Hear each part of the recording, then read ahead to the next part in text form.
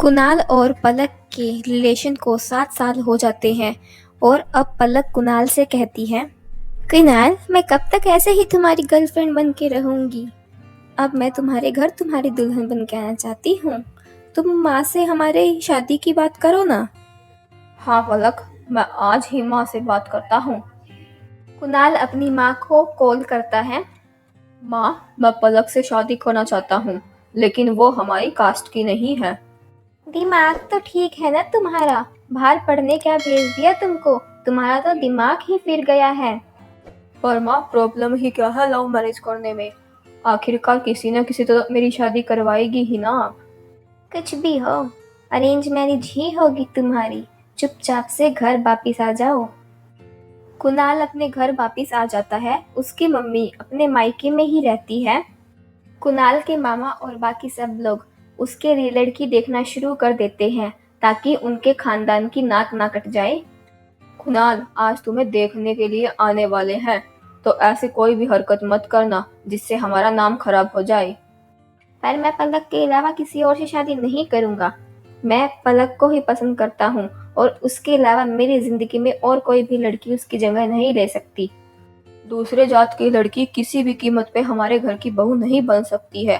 मैं कभी भी तुम्हारी शादी उससे नहीं होने दूंगा, चाहे तुम फिर मर ही क्यों ना जाओ। कुणाल को लगता है कि उसके घर वाले जोर जबरदस्ती से उसकी शादी किसी और लड़की से करवा देंगे, इसलिए वो अपनी जान देने की कोशिश करता है। वो लड़की अब तेरे लिए तेरी माँ से ज्यादा जरूरी हो गई है, जिसके लिए तू अपनी जान देने चला है। चलो ठीक है, अगर ऐसा ही है तो मैं तेरी शादी उस लड़की से करवा दूंगी, लेकिन मैं कभी भी उसको अपनी घर की बहू नहीं मानूंगी। सविता अपने बेटे के लिए अपने भाइयों से रिश्ता तोड़ लेती है। दूसरी ओर पलक भी अपने घर वालों को कुणाल से शादी करने के लिए मना लेती है। दोनों के घर वाले बैठकर शादी की डेट फिक्स करते हैं। Thank you so much Kunal for coming in my life. इतने स्ट्रगल के बाद हमारी लाइफ में ये दिन आया है। अब फाइनली 21 मार्च को हमारी शादी हो जाएगी। हाँ पलक, बिल्कुल ऐसा ही होगा। कुणाल और पलक दोनों अपनी शादी की तैयारियों में जुट जाते हैं और अचानक पूरे भारत में लॉकडाउन लग जाता है। पलक को पता चलते ही उसकी आंखों से आंसू नहीं रुकते और शादी पोस्टपोन हो जाती है। कुणाल, इतनी सब मेहनत करके तो ये दिन आया था, लेकिन इस लॉकडाउन ने तो हमारे सारे सपने ही तोड़ दिए। अरे यार, कोई बात नहीं, अब तो मैं तुम्हारे साथ ही हूँ। इस साल नहीं तो अगले साल शादी हो जाएगी हमारी। और तुम ये रोना बंद करो, मुझे तुम्हारी आंखों में आंसू पसंद नहीं है। उधर कुणाल के मामा टिंकू को लगता है कि ये लॉकडाउन एक मौका है इनकी शादी तुड़वाने का, इसलिए वो अपनी बहन सविता के कान भरने लगता है। देखो बहन, मैंने कुणाल को हमेशा अपने बेटे की तरह ही माना है, और वो अगर दूसरी जात की लड़की कुणाल की जिंदगी में आएगी तो वो उसकी जिंदगी खराब करके रख देगी, और मैं नहीं चाहता कुणाल की जिंदगी खराब हो, इसलिए तुम्हें कह रहा हूँ। भैया, मैं जानती हूँ आप हमारे भले के लिए ही बोल रहे हो, पर मैं क्या करूँ। न जाने क्या जादू कर दिया है उस लड़की ने, क्योंकि अगर उसकी शादी कुणाल से नहीं हुई तो मैं अपने बेटे से हाथ धो बैठूंगी। बस इसी कारण मैं उनकी शादी करवा रही हूँ। तुम उसकी चिंता मत करो, ऐसा कुछ नहीं होगा। बस तुम मेरा साथ दो, मैं कुछ ना कुछ दिमाग लगाता हूँ। हम दोनों मिलकर अपने बेटे को उस लड़की के चुंगल से बाहर निकाल लेंगे। कुणाल अपने काम पर वापिस आ जाता है और टिंकू पलक को धमकाना शुरू कर देता है। एक दिन वो पलक को फोन करता है। देखो पलक, मुझे पता है कि तुम पैसों के लिए मेरे भांजे से शादी करना चाहती हो। ऐसा कुछ भी नहीं है मामा जी, मैं सच में उसे बहुत पसंद करती हूँ। तुम जैसी लड़कियों को अच्छे से जानता हूँ मैं। तुम पैसों के लिए ही शादी करना चाहती हो, मुझे पता है।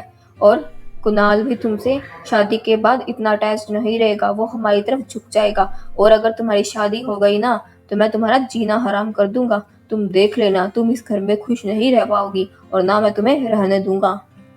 इधर सविता भी कुणाल को फोन करके उसको समझाने की कोशिश करती है। कुणाल, ये लॉकडाउन लगा के भगवान ने तुझे एक और मौका दिया है। छोड़ दे बेटा उस लड़की को, वो तुम्हारे लायक नहीं है। मैं तुम्हारे लिए उसकी जगह कोई सुंदर सी लड़की ले आऊंगी। क्या कह रही हो माँ आप ये? ऐसे ही समय की गति बढ़ती रहती है और इस बात को 1 साल पूरा हो जाता है। अब फिर से उनके घर वाले उनकी शादी की डेट फिक्स करते हैं और वो दोनों बहुत खुश हो जाते हैं और वो दोनों अपने कॉमन फ्रेंड्स को कॉल करके शादी के लिए इनवाइट करते हैं।